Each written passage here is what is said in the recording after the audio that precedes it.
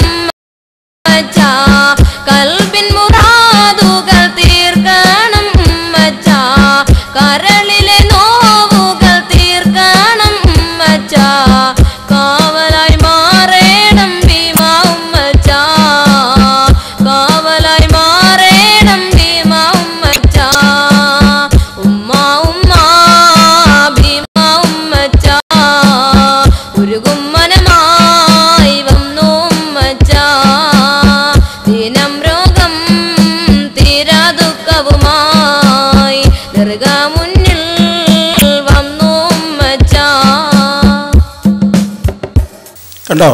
കേട്ടില്ല നിങ്ങൾ? എത്ര ഗുരുതരമായ വരികളാ പറയുന്നത്. നിങ്ങളൊന്ന് ആലോചിച്ചു നോക്കൂ. താളമേളങ്ങളോടുകൂടി അള്ളാഹു ഒരിക്കലും പൊറുക്കാത്ത മഹാപാതകമായ ശിർക്കിന്റെ ഗാനമാണ് ഈ ആലപിച്ചത്.